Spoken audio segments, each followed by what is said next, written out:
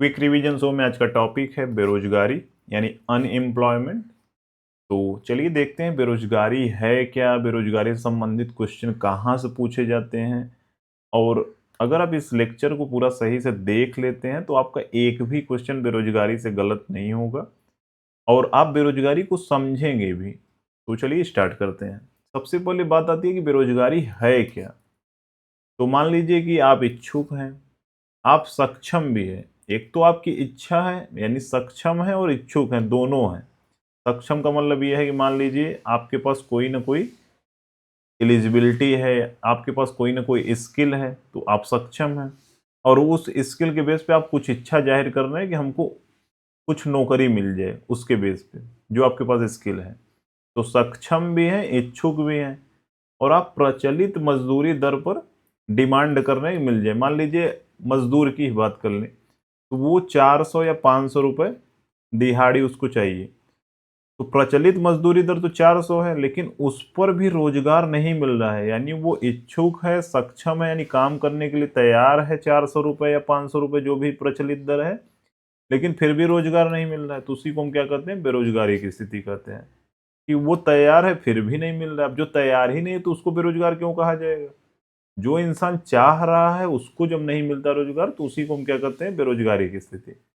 अब भारत में ये डेटा जारी कौन करता है, तो भारत में एनएसओ ये डेटा जारी करता है, नेशनल स्टैटिस्टिकल ऑर्गेनाइजेशन। अच्छा, किसके माध्यम जारी करता है, तो एक सर्वे होता है, आवधिक श्रम बल सर्वेक्षण इसको कहते हैं, पेरियोडिक लेबर फोर्स सर्वे। क्या होता है, पेरियोडिक लेबर फोर्स सर्वे। तो इसके माध्यम से ये डेटा भारत में हर साल जारी होता है कि बेरोजगारी की स्थिति भारत में क्या है। तो कभी भी ये पूछे जारी कौन करता है तो एनएसओ होगा।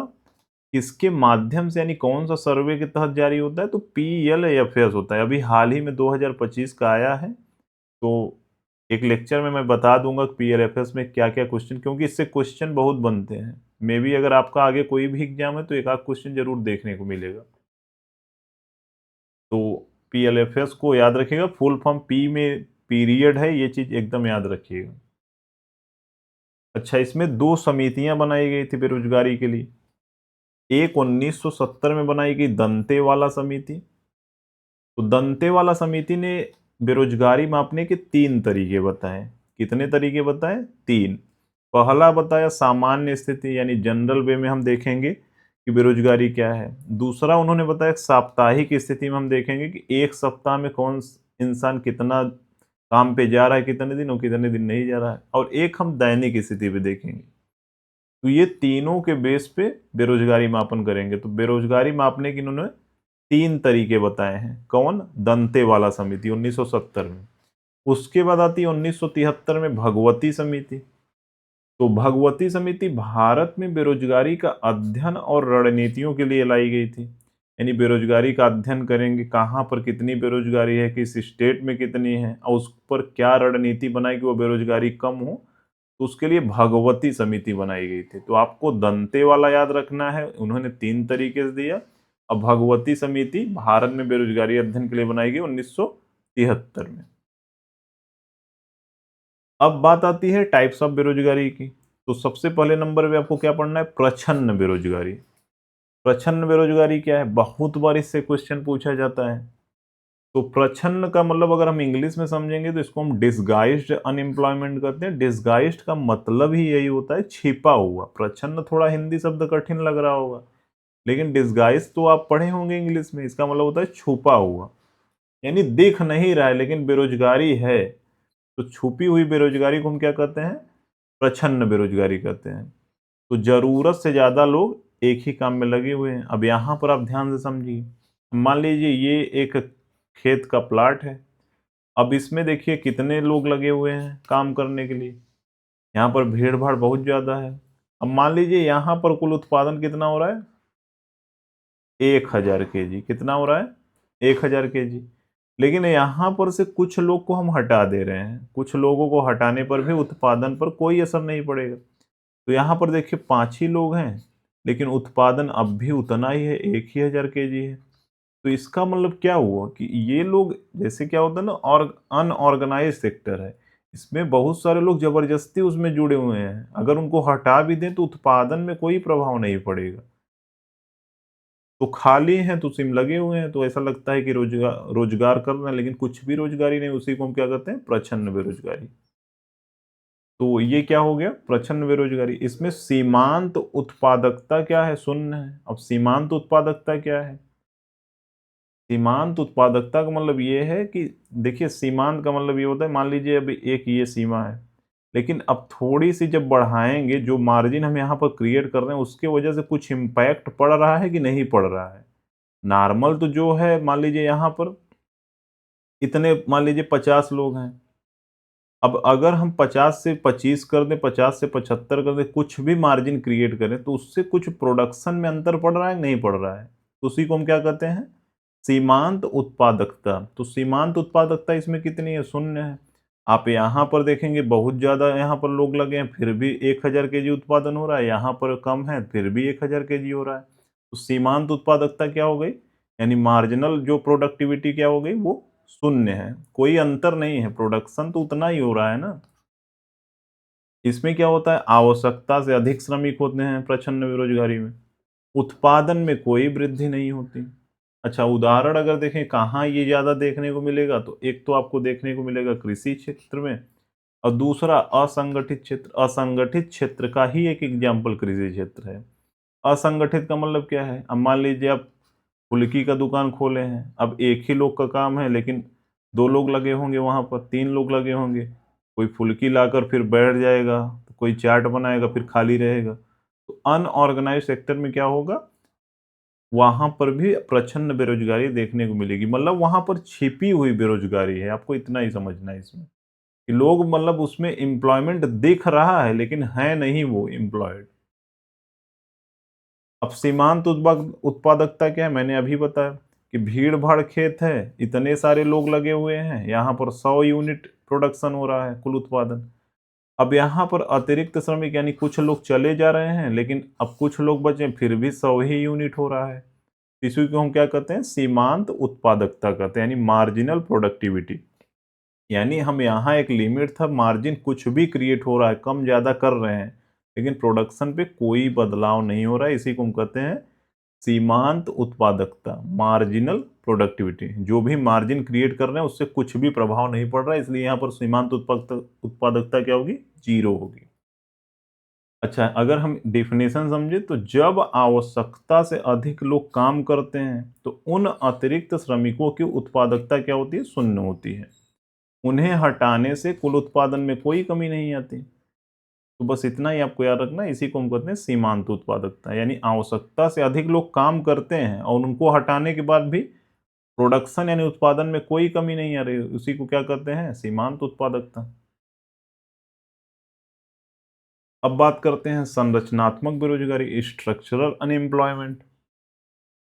अब एक स्ट्रक्चर के कारण जो चीज क्रिएट हो जा रहा है, अब मान लीजिए कि कौशल और तकनीक में जब मेल ना हो, उसी को हम क्या कहते हैं, संरचनात्मक बेरोजगारी कहते हैं।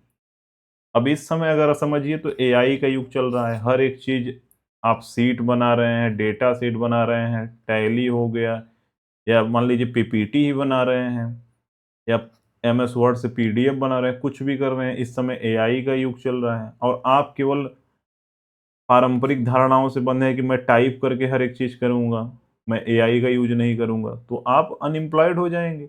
उसका रीज़न क्या है? आप संरचनात्मक बेरोज़गारी में फँस चुके हैं। आपका कौशल बेमेल हो गया है, मार्केट में रिक्वायरमेंट किसकी है? जिसको एआई बेस्ड पीपीटी बनाना आता है, लेकिन आपको आता ही नहीं, तो उसी से क्या हो जाएगा? कौशल बेमेल हो जाएगा।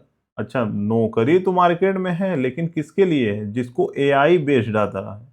अब आपको एआई बेस्ड नहीं आ रहा है, तो उसी की वजह से क्या हो रहा है कि आज अनएम्प्लॉयड आप हो जा रहे हैं, तो उसी को हम क्या कहते हैं, कौशल बेमेल। तो नई तकनीक और आधुनिक नौकरियां, पारंपरिक कौशल और पुरानी तकनीक।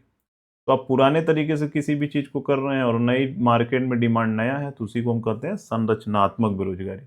एक नया संरचना क्रिएट हो गया है। आप समय पे देखते हैं तो एक समय पे धीरे-धीरे टेक्नोलॉजी आगे जा रही है और अगर आप अपने आप को अपडेट नहीं करेंगे, तो उससे क्या हो जाएगा संरचनात्मक बेरोज़गारी क्रिएट हो जाएगा। तो भारत में ये बहुत बड़ी समस्या है क्योंकि भारत में स्किल तो कोई सिखा नहीं रहा है। तो भारत में एक गंभीर और दीर्घकालिक समस्या है, लोगों के पास आधुनिक नौकरियों के लिए आवश्यक कौशल नहीं है। यानी जो मॉडर्न युग की जो एआई बेस्ड या नए-नए टेक्नोलॉजी बेस्ड जो चीज़ें हैं, उसके लिए उनको नॉलेज ही नहीं है। तो उसकी वजह से जो बेरोज़गारी क्रिएट हो रही है, उसी को हम संरचनात्मक बेरोज़गारी कहते हैं, एक संरचना के कारण हो रही है। तो सिर्फ याद रखना है कि संरचनात्मक में कौशल और तकनीक का मेल नहीं होने के कारण होता है। अब संघर्षपूर्ण बेरोज़गारी क्या है? फ्रिक्शनल बेरोज़गारी, इसको हम घर्षणात्मक कहते हैं। क्या कहते हैं? घर्षणात्मक बेरोज़गारी। अब घर्षणात्मक बेरोज़गारी का मतलब क्या है? अब मान लीजिए आपके पास एक नौकरी थी। किस चीज़ की नौकरी थी? सीएचएसएल आप क्वालीफाई किए थे। अब नौकरी थी लेकिन आप क्या कर रहे हैं कि हमको सीजीएल जीएसटी इंस्पेक्टर बनना है। उस बेस पे आप सीएचएसएल को छोड़ देते हैं। उस जॉब को छोड़कर अब नए जॉब के लिए आप मेहनत करेंगे, तलाश करेंगे, स्वैच्छिक रूप से वहाँ पर छोड़ कर आ रहे हैं। अब नए तलाश में जो समय लग रहा है, ये जो टाइम पीरियड क्रिएट हो रहा है, इसकी वजह से जो आप अनएम्प्लॉयड हैं इस समय में, उसी को हम क्या कहते हैं? संघर्षपूर्ण बेरोज़गारी यानी फ्रिक्शनल अनएम्प्लॉयमेंट कहेंगे। क्योंकि आपके पास तो नौकरी तो थी, लेकिन आप अपने से उसको छोड़ दिए हैं। आप अपने से अब संघर्ष में फिर से आ गए हैं। आप तो संघर्ष में थे नहीं ना। तो संघर्षपूर्ण बेरोज़गारी क्यों कह रहे हैं इसको? क्योंकि संघर्ष आप अपने से इच्छा से यानी स्वैच्छिक रूप से उसको कर रहे हैं। क्योंकि आपको और ऊपर जाना है, आपको इंस्पेक्टर बनना है, आपको आईएएस बनना है। तो उसी को हम क्या कहते हैं? संघर्षपूर्ण बेरोज़गारी। तो समय अंतराल की वजह से ये होता है। जो समय अंतराल में आप अनएम्प्लॉयड है, उसी को हम क्या कहते हैं? संघर्षपूर्ण बेरोज़गारी। तो करियर विकास का स्वाभाविक ये हिस्सा होता है। लोग अपने से नौकरी छोड़कर जब दूसरा तलाश करते हैं और उस बीच में जो अनएम्प्लॉयमेंट क्रिएट होता है, उसी को हम संघर्षपूर्ण कहते हैं। ये स्वैच्छिक होता है, अपने से लोग छोड़ते हैं। अब प्राकृतिक बेरोज़गारी क्या है? तो आपने देखा घर्षणात्मक बेरोज़गारी यानी नौकरी बदलने के समय जो बेरोज़गारी हो रही है। सीएचएसएल था, लेकिन आपको सीजीएल चाहिए था।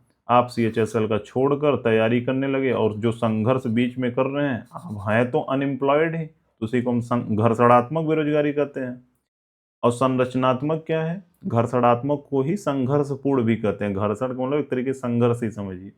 तो संरचनात्मक बेरोज़गारी क्या है?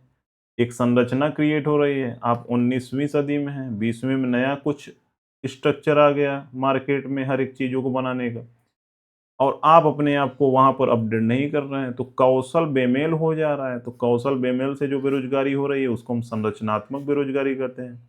दोनों का जब योग करेंगे, तो उसको हम कहेंगे प्राकृतिक बेरोज़गारी। क्या कहेंगे? प्राकृतिक बेरोज़गारी। तो घर्षणात्मक और संरचनात्मक को जब जोड़ देंगे, तो प्राकृतिक बेरोज़गारी कहेंगे उसको। तो प्राकृतिक दर 2 से 3% तक होती है। अच्छा, जब प्राकृतिक अगर बेरोज़गारी कहीं पर है तो उसको समझा जाता है कि इकोनॉमी बैलेंस में है, यानी एक तरीके से सबको रोज़गार मिला हुआ है, उतना समस्या का विषय नहीं है। जब ये 2 से 3% है, तब हम कहते हैं कि बैलेंस इकोनॉमी है, कोई समस्या उतनी बड़ी नहीं है। अच्छा, इससे क्या होता है? संभावित जीडीपी की अगर बात करें, तो अधिकतम उत्पादन क्षमता इसमें होती है। यानी जब प्राकृतिक अगर कहीं पर बेरोजगारी है तो ये समझा जाता है कि देश का जीडीपी ग्रो कर रहा है और लगभग लोग एम्प्लॉयड हैं, अनएम्प्लॉयड नहीं है। उसी को हम क्या कहते हैं? संभावित जीडीपी बढ़ेगी, उत्पादन अधिक होगा और इसे हम ओकुन के नियम से भी समझते हैं। अभी हम आगे ओकुन का नियम भी इसमें बताएंगे। तो याद रखिएगा प्राकृतिक बेरोजगारी क्या है? संरचनात्मक बेरोजगारी और घर्षणात्मक बेरोजगारी के योग को कहते हैं और ये लगभग 2 से 3% है। तो ओवरऑल इकोनॉमी बैलेंस में है और उत्पादन भी अधिकतम उस समय होगा जब प्राकृतिक बेरोजगारी है। ओकुन का नियम क्या है? बेरोजगारी और देश के उत्पादन के बीच सीधा संबंध को दिखाता है। अब इसको कैसे समझना है? अब बेरोजगारी और उत्पादन यानी देश के प्रोडक्शन के बीच सीधा संबंध को दिखा रहा है। अगर बेरोजगारी बढ़ेगी तो उत्पादन अपने आप कम हो जाएगा। लोग बेरोजगार हैं तो क्या ज़्यादा कुछ खाए पिएंगे? नहीं खाएंगे। और जब खाएंगे नहीं तो डिमांड में कमी होगी, तो वहां पर प्रोडक्शन भी कम हो जाएगा। तो है तो अच्छा, जो इम्पैक्ट इससे क्रिएट हो रहा है वो बेरोजगारी का उत्पादन में सीधा क्रिएट हो रहा है। लेकिन अच्छा, रिलेशन कैसा है? तो इनवर्स रिलेशन है। कैसा है? इनवर्स रिलेशन है। तो इसमें समझना, कैसे समझना है कि बेरोजगारी दर में मान लीजिए 1% की अगर वृद्धि होती है तो जीडीपी में 2% की कमी हो जाएगी। ये भारत के संदर्भ में ऐसा देखा जाता है। अगर बेरोजगारी 1% बढ़ी, मान लीजिए कि बेरोजगारी 5% थी और उससे 6% बेरोजगारी हो गई। अब बेरोजगारी दर अगर 1% बढ़ी तो जीडीपी जो मान लीजिए पहले 5% थी, अब 3% पे आ जाएगी, यानी 2% की जीडीपी ग्रोथ में कमी हो जाएगी। इसको सीधा क्यों कर रहे हैं? क्योंकि डायरेक्ट बेरोजगारी इंपैक्ट किसको कर रहा है? जीडीपी को कर रहा है, इसलिए ये तो सीधा हो गया। लेकिन प्रभावित कैसा कर रहा है? वो निगेटिव इंपैक्ट कर रहा है। इनवर्स रिलेशन है। ये बढ़ेगा, बेरोजगारी बढ़ेगा तो जो जीडीपी या प्रोडक्शन घटेगा। इससे होगा क्या? गरीबी में वृद्धि होगी, सामाजिक असमानता में वृद्धि होगी, अमीर अमीर होता जाएगा, गरीब गरीब होता जाएगा। तो इसी को हम ओकुन का नियम कहते हैं। ओकुन का नियम एक लाइन में अगर सीधा क्या याद रखना है कि बेरोजगारी और देश के उत्पादन के बीच इसमें सीधा संबंध होता है, यानी डायरेक्ट ये प्रभावित करता है। लेकिन अगर इंटरनली कभी वो रिलेशन पूछेगा क्या प्रभाव हो रहा है, तो बेरोजगारी अगर बढ़ रही है तो जीडीपी कम हो रही है, यानी इनवर्स रिलेशन है। डायरेक्ट इसलिए कर रहे हैं, डायरेक्ट प्रभावित कर रहा है, बेरोजगारी डायरेक्ट इसको प्रभावित कर रहा है, जीडीपी को प्रभावित कर रहा है। इसी को ओकुन का नियम कहते हैं। चक्री बेरोजगारी क्या है? आर्थिक उतार चढ़ाव के कारण जो होती है। जैसे अब मान लीजिए मंदी आ गई, अब मंदी में क्या होगा? डिमांड अपने आप कम हो जाएगा, पैसा ही लोग उत्पादन नहीं रहेगा तो मांग क्या हो जाएगी? कम हो जाएगी। और मांग कम हो जाएगी तो उत्पादन में भी कमी होगी, क्योंकि लोग सामान मांग ही नहीं रहे हैं, तो कंपनी क्या मूर्ख है कि वो उत्पादन करेगी? उत्पादन ही नहीं होगा, उत्पादन में कमी हो जाएगी। तो उत्पादन में कमी से क्या होगी? अब मान लीजिए 1,000 लोग पहले 1,000 किलो प्रोडक्शन करते थे, अब उत्पादन इस समय कमी करना है, 800 अगर किलो का मार्केट में डिमांड है, तो 200 लोगों के यहाँ हटाना भी तो पड़ेगा ना। तो इससे क्या होगी? छटनी हो जाएगी, अनएम्प्लॉयड हो जाएंगे लोग। तो इसी से इसको क्या कहते हैं? चक्री बेरोजगारी कहते हैं। कि मंदी हुई, डिमांड कम हुआ, डिमांड कम हुआ तो उत्पादन में भी कमी आएगी, उत्पादन कमी आएगी तो कंपनियां क्या करेंगी? अब कम ही लोग की जरूरत है कम उत्पादन में, तो और लोगों को हटा देंगी, छटनी कर देंगी। तो इससे क्या होगा? चक्री बेरोजगारी हो जाएगा। ये कहाँ देखने को मिलेगा? पूंजीवादी यानी विकसित देशों में ये पाया जाता है। भारत में इसके आंकड़े नगण्य हैं। इसका रीजन क्या है? आप देखेंगे कि भारत में ज्यादातर लोग कृषि सेक्टर में हैं, तो वहां पर मंदी और वो सब का बहुत बड़ा प्रभाव नहीं पड़ता। ज्यादातर लोग जब कृषि में जुड़े हुए हैं तो देखिए, बाहर क्या है? पूंजीवादी जहां अर्थव्यवस्था है, विकसित देश है, तो वहां पर कृषि और अन्य चीजों में उतने ज्यादा लोग नहीं जुड़े। वहां पर डायरेक्ट जैसे मंदी, प्रोडक्शन, मान लीजिए एप्पल मोबाइल है, अब वहां पर एप्पल का डिमांड, मंदी आई, एप्पल का डिमांड कम हुआ तो डायरेक्ट लोग वहां पर अनएम्प्लॉयड हो जाएंगे। वो कृषि तो कर नहीं रहे हैं। लेकिन भारत में स्थिति क्या है? कृषि में ज्यादातर लोग जुड़े हैं, इसलिए क्या होगा? भारत में इसका आंकड़ा नगण्य रहता है, चक्री बेरोजगारी का। व्यापार चक्र के साथ बदलता है, यानी मंदी होगी तो बेरोजगारी क्या होगी? बढ़ेगी। और अगर तेजी हो गई तो बेरोजगारी घटेगी, क्योंकि डिमांड जब बढ़ेगा उत्पादन भी बढ़ेगा, उत्पादन बढ़ेगा तो और लोग चाहिए, तो इससे क्या होगा? बेरोजगारी अपने आप कम हो जाएगी। तो चक्री बेरोजगारी कहाँ देखने को मिलेगा? पूंजीवादी। भारत में इसका प्रभाव बहुत नगण्य होता है। मौसमी बेरोजगारी, अब मौसम के वजह से जो रोजगार, अब मौसम का मतलब केवल वेदर नहीं है, केवल जो प्राकृतिक मौसम उससे नहीं है, और भी चीजें उसमें है। अब जैसे वर्ष के विशिष्ट मौसम में रोजगार पाने में असमर्थता होती है। कृषि श्रमिक की बात करें तो बुआई, ज्यादातर तो ये मौसम ही प्रभावित कर रहा है, लेकिन एकदम पूरा पूरा 100% केवल मौसम नहीं होता, उसमें और सारी भी कारण होते हैं। तो कृषि श्रमिक जैसे बुआई और कटाई के समय क्या है? व्यस्त हैं, सब लोग एक तरीके से लग रहा है कि एम्प्लॉयड हैं, यानी इनको रोजगार मिला हुआ है। लेकिन खाली समय जैसे ही होता है, या मान लीजिए कि अकाल पड़ गया या सूखा पड़ गया, तो उस समय क्या हो जाएंगे? बेरोजगार हो जाएंगे। तो ये मौसम की वजह से अकाल पड़ रहा है, सूखा पड़ रहा है, तो ये मौसम की वजह से, इसलिए मौसमी बेरोजगारी में आ गया। जैसे चीनी मिल हो गया, अब जब गन्ना की पेराई होती है तो उस समय बहुत सारे लोग एम्प्लॉयड होते हैं, लेकिन कंपनी जिस समय बंद होती है, गन्ना का उत्पादन ही सही से नहीं हुआ, तो वहां पर भी मौसमी एम्प्लॉयड और बेरोजगारी हो जाएगा। पर्यटन उद्योग की बात करें, आप देखेंगे कि ठंडी या गर्मी, मतलब मौसम के हिसाब से जो पर्यटन होता है, अब क्या अब ठंडी में जाएंगे शिमला? नहीं जाएंगे, तो उस समय वहां पर कार्य बहुत सारे लोग नहीं देखने को मिलेंगे, पर्यटक नहीं जाएंगे, तो वहां पर अपने आप जो वहां पर काम करने वाले लोग हैं वो अनएम्प्लॉयड हो जाएंगे, मंदा सीजन चलेगा। तो ये पर्यटन, ये सब मौसम की वजह से हो रहा है, तो यह सब मौसम आधारित कार्य चक्रों में देखा जाता है। शिक्षित बेरोजगारी क्या है? अब आपके पास मान लीजिए एमबीए की डिग्री है, बीटेक की डिग्री है, लेकिन मार्केट में केवल लेबर वाला काम मिल रहा है आपको। अब आपके पास डिग्री है, आपके पास नॉलेज तो है, लेकिन बाजार में, मार्केट में डिमांड ही नहीं है उसकी। तो शिक्षा, जब योग्यता तो है पर उसके अनुसार काम ही नहीं मिल रहा है, तो उसको हम क्या कहेंगे? शिक्षित बेरोजगारी। ज्यादातर कहाँ देखने को मिलेगा? शहर में देखने को मिलेगा। इसको हम क्या कहते हैं? शिक्षित बेरोजगारी कहते हैं। अब हेल्पर का काम मिल रहा है, बताइए बीटेक वाला हेल्पर का काम करेगा? अब एसएससी में लोग फॉर्म भरते हैं, वो अलग विषय है, पीएमटीएस का भी लोग फॉर्म भर दे रहे हैं। भारत में बेरोजगारी का मापन, वही मैंने पहले बताया कि 3 तरीके से होता है। तो पीएलएफएस के 3 प्रमुख दृष्टिकोण होते हैं। पीरियोडिक लेबर फोर्स सर्वे कौन कराता है? एनएसओ कराता है। तो एक होता है सामान्य प्रधान स्थिति, एक होता है वर्तमान साप्ताहिक स्थिति, एक होता है वर्तमान दैनिक स्थिति, यानी यूजुअल प्रिंसिपल स्टेटस। एक क्या होता है? करेंटली वीकली स्टेटस, एक होता है दैनिक स्टेटस। तो सामान्य प्रधान स्थिति क्या है कि पिछले 365 दिनों में अधिकांश समय बेरोजगार, तो उसको हम कहेंगे दीर्घकालिक बेरोजगारी है। यानी एक साल में मान लीजिए 365 में 300 दिन तो बेरोजगार है, काम ही नहीं मिल रहा है, तो उसको हम क्या कहेंगे? दीर्घकालिक बेरोजगारी कहेंगे।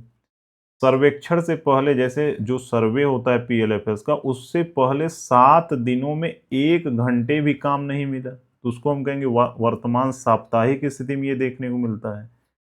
और डेली क्या है? दिन प्रतिदिन के आधार पर रोजगार की स्थिति को देखना। सबसे सटीक मौसमी बदलाव में ये चीज शामिल होता है।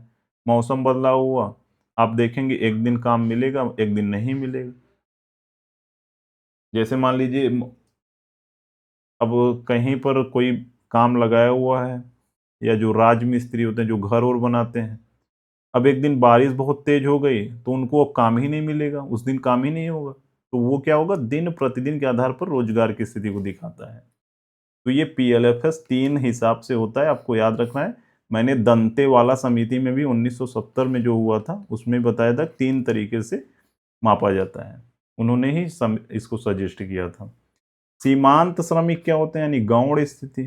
सीमांत, अब देखिए हिंदी शब्द आपको कठिन लग सकता है। सीमांत का मतलब होता है मार्जिनल, यानी कुछ भी मार्जिन क्रिएट कर रहे हैं। जैसे मान लीजिए यहाँ तक सीमा है, अब थोड़ा सा अगर कम बेसी होने से क्या प्रभाव पड़ रहा है, उसी को हम कहते हैं सीमांत। गौण स्थिति क्या है? Subsidiary status. गौण का मतलब होता है सब्सिडरी। अब समझते हैं इसको। मुख्य स्थिति क्या है? मुख्यतः बेरोजगार या मुख्य गतिविधि क्या होता है? काम नहीं है। सीमांत श्रमिक या गौण स्थिति क्या होती है? जिसमें क्या होता है कि इंसान बेरोजगार बैठा हुआ है, उसमें क्या है? बेरोजगार है, मुख्यतः गतिविधि क्या है? उसको काम ही नहीं मिल रहा है। और काम मिला है तो कितना मिला है? कम से कम 30 दिन या अधिक आर्थिक गतिविधि काम में वो संलग्न होता है।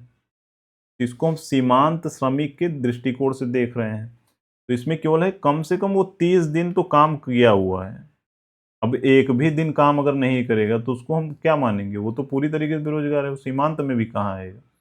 लेकिन अगर कम से कम वो 30 दिन किया है और उससे थोड़ा सा ज्यादा है, लेकिन 183 से कम है, तो उसको हम कहेंगे पिछले 365 दिन में कम से कम 30 दिन किया है, तो उसको हम क्या कहेंगे? सीमांत श्रमिक कहेंगे। गौण या सीमांत स्थिति में कार्यरत माना जाता है, क्योंकि इंसान काम तो कर रहा है ना, चाहे वो 30 ही दिन करे, कम से कम तो 30 दिन कर रहा है, इसलिए उसको क्या कहते हैं? कार्यरत माना जाता है। परिभाषा क्या है? यदि कोई व्यक्ति मुख्य रूप से काम नहीं कर रहा है लेकिन पिछले 1 साल यानी 365 दिन के दौरान कम से कम 30 दिन किसी भी प्रकार की आर्थिक गतिविधि करता है जिससे वो पैसा कमाता है, तो उसे हम गौण स्थिति में कार्यरत माना जाता है, यानी वो सब्सिडरी स्टेटस में उसको कार्यरत माना जाएगा। उसको हम क्या कहेंगे? सीमांत श्रमिक कहेंगे। एक होता है मुख्य श्रमिक। अब हमने सीमांत श्रमिक समझा कि 30 दिन कम से कम तो काम किया ही होना चाहिए, लेकिन मुख्य श्रमिक किसको कहते हैं? तो मुख्य श्रमिक का मतलब ये होता है कि जो 365 दिन में 183 प्लस दिन यानी 6 महीने से ज़्यादा अगर काम किया हुआ है कोई भी व्यक्ति, उसको हम मुख्य कार्यकर्ता के रूप में देखते हैं, यानी वो रोजगार की स्थिति में है। तो यदि 365 दिनों में 183 दिन या उससे अधिक समय आर्थिक कार्य में बिताया है तो उसको हम मुख्य स्थिति में कार्यरत मानते हैं। उसको हम गौण स्थिति नहीं मानते, सब्सिडरी नहीं मानते, उसको हम मुख्य स्थिति में मुख्य श्रमिक इसको मानते हैं। अब बात करते हैं संगठित क्षेत्र क्या है। तो संगठित क्षेत्र कैसे समझना है? सरकारी नियमों द्वारा विनियमित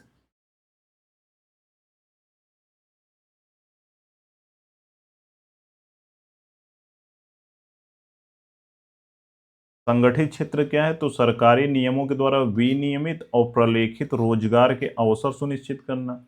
आप देखेंगे जैसे मान लीजिए सुप्रीम कोर्ट हो गया या सरकारी कोई भी नौकरी हो गई, बड़ी बड़ी कंपनियों की कॉरपोरेट जैसे गूगल में कोई नौकरी कर रहा है, तो ये सब क्या है? ये एक तरीके से सरकार के रेगुलेशन में चल रही हैं।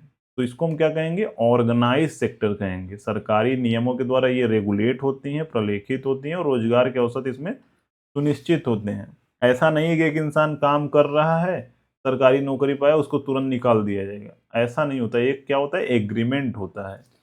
तो रोजगार अनुबंध होता है, चाहे वो बड़ी बड़ी कंपनियां भी होती हैं, तो कर्मचारी का एक निश्चित और सुरक्षित अनुबंध होता है, यानी कॉन्ट्रैक्ट होता है। वो कंपनी ऐसे ही नहीं तोड़कर उसको निकाल सकती, कॉन्ट्रैक्ट नहीं तोड़ सकती आसानी से। सामाजिक सुरक्षा और लाभ क्या है? आप ऑर्गेनाइज सेक्टर में देखेंगे तो वेतन आपको अच्छे मिलेंगे, ईपीएफओ मिलेगा, यानी एक तरीके से जो एम्प्लॉयड प्रोविडेंट फंड में जो पैसा जाता है बाद में आपको रिटायरमेंट के बाद मिलता है, या आपको ज़रूरत बहुत ज़्यादा पड़े तब मिलता है। अब मान लीजिए आप 12,000 रुपये कमा रहे हैं और 10% पैसा इसमें जा रहा है, 1200, और कंपनी जो ऑर्गेनाइजेशन है वो 1200 जोड़कर 2400 रुपये आपको भेज देती है ईपीएफओ में, एम्प्लॉयड प्रोविडेंट फंड ऑर्गेनाइजेशन में। अब वो पैसा आपका सेव है, कभी भी आपको ज़रूरत पड़ेगा मिल जाएगा, या रिटायरमेंट के बाद तो मिलेगा ही। तो ऑर्गेनाइज सेक्टर में क्या सबसे बड़ा फायदा है कि वेतन अच्छा है, उसके साथ आपको ईपीएफओ का सुविधा मिल रहा है, स्वास्थ्य लाभ मिल रहा है, मजबूत सामाजिक स्थिति इसमें मिल रही है। तो ये सब क्या है? ऑर्गेनाइज सेक्टर की एग्जांपल है। डायरेक्ट समझिए गवर्नमेंट जॉब या बड़ी बड़ी कंपनियों में जो लोग काम कर रहे हैं, अब वो क्या है? ऑर्गेनाइज सेक्टर है। असंगठित क्षेत्र क्या है? असंगठित क्षेत्र मतलब अनौपचारिक कार्य, कोई कानूनी अनुबंध नहीं है। अब मान लीजिए आप किसी के यहाँ काम कर रहे हैं, लेबर ओरिएंटेड, या मान लीजिए कोई किसी का घर बना रहे हैं, अब नहीं समझ में आएगा तुरंत तो वो निकाल देगा। वो क्या है? अनौपचारिक कार्य, कोई उसमें कॉन्ट्रैक्ट थोड़ी है, कोई कानूनी अनुबंध थोड़ी है कि आप उसको केस फाइल करेंगे कि कॉन्ट्रैक्ट हुआ था तोड़ दिए। तो वहां पर क्या होगा कि असंगठित क्षेत्र हो जाएगा। इसमें क्या होगी? कम आय होगी, बहुत कम पैसा मिलेगा, अनियमित मजदूरी होगी, किसी दिन काम मिलेगा किसी दिन नहीं मिलेगा, सुरक्षा और लाभों का अभाव रहेगा, जैसे श्रम कानून, नौकरी की सुरक्षा, सामाजिक सुरक्षा की कमी रहेगी, पेंशन उन्शन कुछ नहीं मिलेगा, आप काम किए पैसा मिला, नहीं किए नहीं मिला। प्रमुख उदाहरण कौन है? कृषि कार्य, निर्माण, फेरी वाला हो गया, घरेलू कामगार हो गया, दिहाड़ी मजदूर हो गए, ये सब क्या है? ये सब असंगठित क्षेत्र में काम करने वाले लोग हैं। तो ऑर्गेनाइज सेक्टर और अनऑर्गेनाइज सेक्टर क्या है आपने समझा होगा, यानी शिक्षा और कौशल की कमी के कारण कार्यबल का एक बड़ा हिस्सा इसमें शामिल होता है। अब आपके सामने एक क्वेश्चन है, प्रच्छन्न बेरोजगारी क्या है? आप इसका आंसर कमेंट करेंगे। अगर आप सही से पूरा लेक्चर देखे होंगे तो आप पक्का इसका आंसर करेंगे। तो बस इतना ही था, मिलते हैं नेक्स्ट वीडियो में। चैनल को सब्सक्राइब कर लीजिएगा, टेलीग्राम पे पीपीटी मिलेगा, एक बार रिवाइज कर लीजिएगा। कोई भी एग्जाम हो आपको क्वेश्चन जरूर देखने को मिलेगा। एक प्लेलिस्ट है QRS। आपका कोई भी एग्जाम अगर आप पूरा देख कर जाते हैं तो 25 में 10 क्वेश्चन तो केवल उन्हीं वीडियो से मिलेंगे जो 10-15 घंटा में आपका पूरा पूरा खत्म हो जाएगा। बाकी वीडियो कैसा लगा बताइएगा कमेंट करके। Thank you, thanks for watching.